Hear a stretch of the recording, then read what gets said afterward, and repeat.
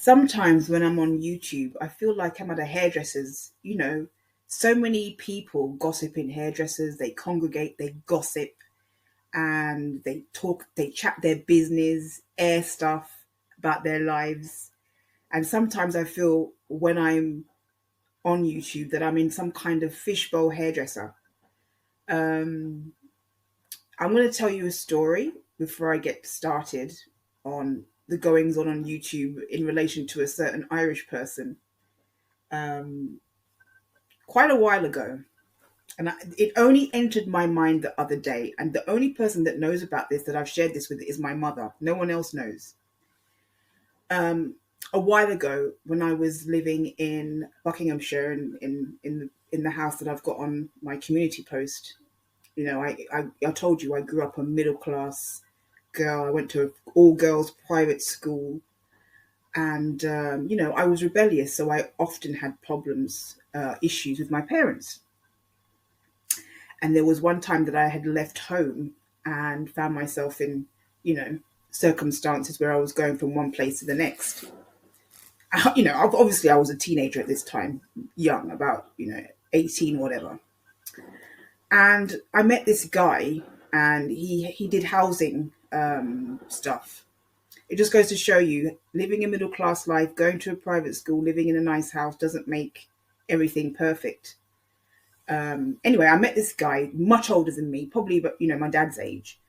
Um, and he did housing and stuff like that. And, I met this guy because I was looking for somewhere to live at that time, because I didn't want to live at home anymore. And this guy wasn't very nice to me. He would make comments about me. He would look me up and down and say not very nice things. And I really didn't care because he wasn't, he didn't really bother me. And sometimes I didn't even know whether he was joking or being serious. Anyway, he asked me to meet him one evening, and we met at a pub and we had a few drinks, and he was just staring at me. And, he started off, when we first met, he started off not being very nice to me and making comments about me that were quite unkind. And at this stage, when we met at this pub, sorry, he was staring at me, and his initial unkind comments changed, and he was being complimentary. So, it could have been quite confusing for me, but I kind of understood what was going on. Sometimes when people like each other, or if a guy likes a girl or a girl likes the other way around, sometimes when people meet, somebody might like you, but they don't want to admit it. So what they do is they say things about you that are not very kind. Anyway, the long and the short of this story is that about a month later, I saw him at this big shopping mall or shopping center that was near me. And he told me, this is really embarrassing, but I'm going to tell you. He basically told me that he was in love with me and that he was going to France. He had an extra ticket and he wanted me to go with him.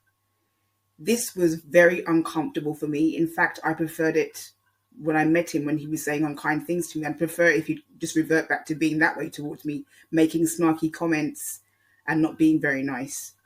And he was really serious. But looking back on it, I think it was more lust than love. Here I was, a much younger woman.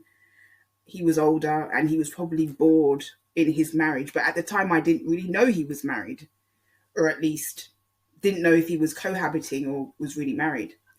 Anyway, I started going to this hairdresser, and this woman was telling me about her husband.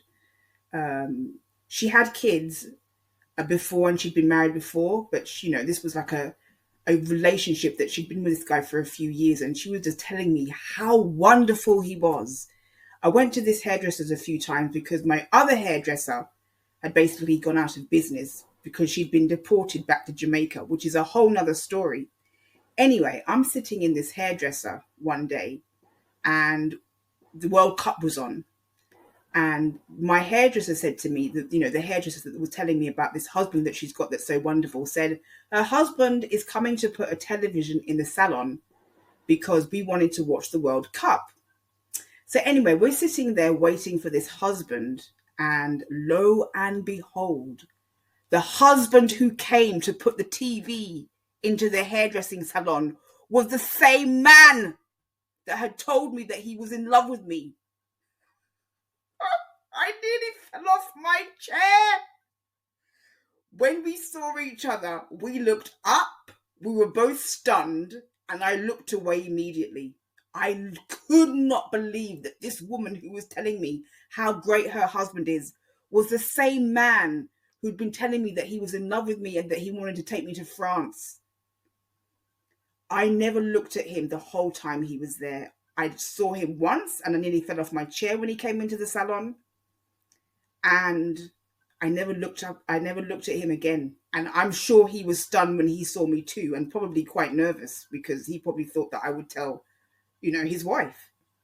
Anyway, I never went back to that hairdresser's ever again. And I never told my hairdresser, that her husband basically had declared that he was in love with me. Very, very strange, uncomfortable situation. And I told my mum and we both literally burst out laughing. Back at that situation in hindsight, I see it as the case of the classic damsel in distress, younger woman, older man. And I see, the advantageous perspective of it, looking back on it from his point of view. Anyway, if I had known a few months ago that my friendship with a certain Irish lady was going to cause, or this is what was going to become of it, all of this drama, I probably should have seen it. I probably should have seen it happening. And just like I should have probably seen what was coming with that guy, I probably should have seen all of this coming. I didn't. How do I put it? There's just so much drama surrounding her right now, and I just didn't see this happening, and I should have, but I just didn't see it. Look, I'm going to be honest with you, and I'm confessing certain things here. I'm confessing my feelings about certain things, because of my friendship with Bam, and of course it's on very rocky ground at the moment, and non-existent. I think what's happening, she brought a lot of on herself because of her own behavior and her personality traits, which she admits, she's admitted she has certain personality traits. But because of my past friendship with her, I find I'm just slightly protective of her, because although I know what she can be like, the other side of her, there's two sides of the coin with Bam. There's a very smooth side where she's very caring, very loving, easy to talk to, supportive. I mean, I loved her. I loved her like a big sister. That's the truth. There is that side to her. And then there's the opposite side that we all hear in these live streams. I think that she has personality issues. And not just psychopathy. I think I think she's a cerebral narcissist, and I think she's very, very vain, and she puts way too much emphasis on surface characteristics rather than what's underneath. So what people look like, what qualifications they have. And look, we all have these traits, but some people have these traits more than others and are more extreme with these traits. I'm not going to sit here and tell you that I'm an angel, and I own what I am, and I'm honest about what I am. And if I don't want to share something with you, I don't tell you. Everyone has narcissistic traits, probably about 50, at the very minimum, 50% of the population. I have one parent who is extremely narcissistic. So I would probably say that I have inherited some of those characteristics, but those characteristics don't control me. I can put my narcissism aside and my ego aside and say, look, I made a wrong decision here, or I didn't see this coming, or, I made a mistake here. But it seems like the Irish one, she is unable to find any flaws within herself. and she's always talking herself up and has to be better or superior to somebody else. And that's a problem. There is only one other person aside from Bam, that I've met on YouTube that is as grandiose as she is. And she's grandiose in her behavior, and she's grandiose in the fantasy of herself, being this model, of being this, that she constantly brags about that. She constantly brags about qualifications she has. She talks about having and owning Chanel, but then puts PayPal links in her chat. Her behavior is very duplicitous and very, very grandiose. And there's only one other person on YouTube that I've met that's that grandiose. And if she thinks her behavior is going to get help to get her people refunded, then she's greatly, greatly mistaken. She also has this fantasy that AD is going to get compensation, which is ridiculous. She really tried to convince me of that, but I was always honest with Bam. I never fed into her grandiosity. I told her what I really thought. And I think she didn't like the fact that I wasn't going along with this story that AD was going to get compensation. She really does believe that AD is a sympathetic figure. I believe that AD brought everything on himself. And while engaging with him on a one-to-one basis, he's very pleasant. I found him to be a very pleasant guy. He's very engaging. I mean, he has some of these traits as well. So he's very engaging. He knows how to engage you, and I find AD very pleasant. But underneath, I understand who he is, and that's part of his facade. But she really sees AD as this sympathetic figure who's going to get compensation. He's not going to get any compensation. That's a fantasy that she has, and now I realize why Sin was able to convince her that she was going to make her life better, because they're both fantasists. Both her and Sin are probably fantasists. So she's able to believe if you put enough celebrity and money in her face, and you talk about lawyers, she's probably going to buy it. I mean, obviously she's probably a lot more savvy now than she was then because of her experience with Sin. But I definitely think Bam is a real fantasist who has a grandiose view of herself. And I think the grandiosity is all a facade, because she really is not what she presents. I also find it interesting that she's so caring and when it comes to AD's daughter, and saying things like his daughter shouldn't have been brought into this. She's so caring and so concerned about AD's daughter, who she's never met. And yet, look at what she did with Amber's daughter. And she excuses that behavior. She excuses what she did regarding Amber's daughter with the fact that Amber talked about her, one of hers. So she excuses her behavior. At the end of the day, she's so concerned about AD's daughter and AD's daughter being brought into all of this. But yet, look what she did with Amber's daughter. She's so duplicitous. Does she not recognize it? The fact of the matter is that no matter how much she gets on lives and talks about Frankie, and I think she has a preoccupation with the Rusek family now, I think it's to the point where she's completely consumed by them. And she always talks about, she won't cover the Watts case, but she talks about the Watts case and Shanann constantly. She's completely consumed by the Ruseks. And I understand why. I completely have sympathy with her when it comes to the Claire Morgan situation. I felt the same way. But AD's gone now. There's no reason to be on it anymore. It's obvious that Frankie's not going to refund anybody. It's obvious that Frankie wanted money, and he has no intention of refunding anyone. It's obvious. I mean, that's just me being honest. It's obvious that he will never refund anyone. So no matter how much she talks about it, it's never going to happen. But she has a fantasy that she's going to be taking him to court. It's never going to happen. She lives in a fantasy world of her own grandiosity. I understand that I'm very frank and I'm very honest. And that's how I want to be. I have no interest in being anything else when it comes to my podcasts.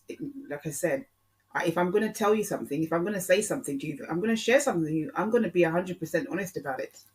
And that's how it is. So, anyway, Harry and Meghan have been making the headlines lately. When it comes to them, I noticed Meredith True Sense, her coverage on Meghan Markle. She really has this thing for Meghan Markle. Personally speaking, I think it's to do with the fact that, I honestly think Meredith would love to be Meghan Markle. That's my personal opinion.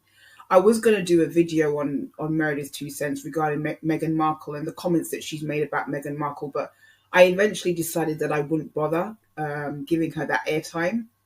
But it's very, very obvious to me that Meredith 2 cents would love to be Meghan Markle and doesn't like the fact that Meghan Markle was able to bag a prince from England. And that's all I'm going to say about that. But, I'm glad that Meghan and Harry moved to America. And I know that most of you don't like them, and that's understandable. There's lots of people who feel that way. I'm the opposite. But I'm glad that they decided to make a life of themselves in California. I think they're much better off over there.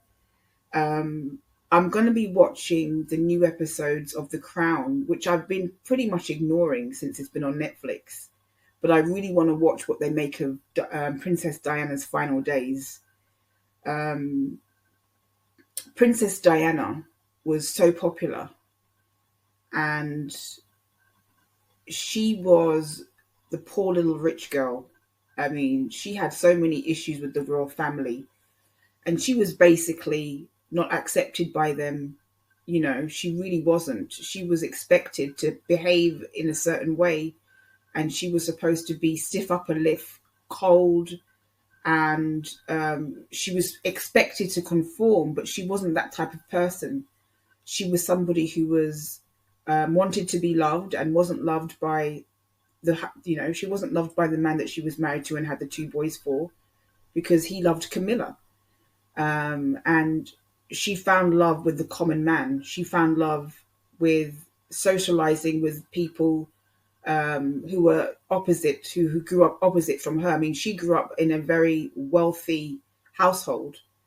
She came from a rich family, and she went to Africa, and she spoke about the mines, and she held hands with people that people wouldn't hold hands with. She hugged babies of all different backgrounds and nationalities, and these are the things that made Princess Diana loved by the country and loved by her people, because she had warmth, she had depth, she had substance. But I think in all of that, she was trying to fulfill a void in her life by doing all of that she did. And, I'm really, really looking forward to watching The Crown. And it'll be interesting to see how everything pans out with Harry and Meghan, because there's so many people who seem to want to see them not do well. There's so many people who are just waiting for something to go wrong when it comes to those two. And I just don't feel that way at all. I'm really glad that Harry found a woman like her, and I'm glad that they moved to America and they didn't stay here, because I think the press has been very, very unfair towards them. That's just my personal opinion, and I know that people are not going to agree with that, but that's fine. I think the final thing that I want to touch on is this. I'm so warmed by this. I find this very heartwarming. I'm so glad to see the amount of people that support Palestine and Palestinians, and what Palestinians have had to endure.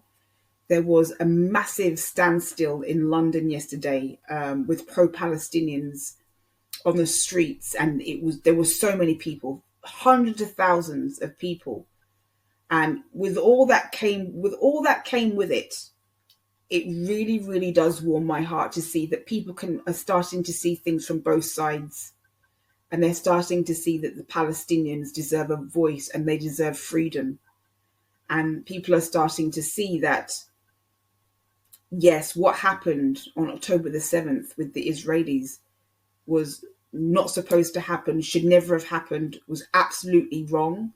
But I'm also glad to see that people can see things from the other side and that there is support for Palestine. I support Palestine. And, I was watching a video where a Palestinian woman was cooking a flatbread on the side of the street. She had no kitchen.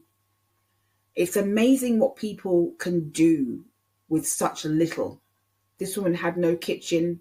This woman had to cook on the side of the road, and she was cooking this wonderful, beautiful looking flatbread.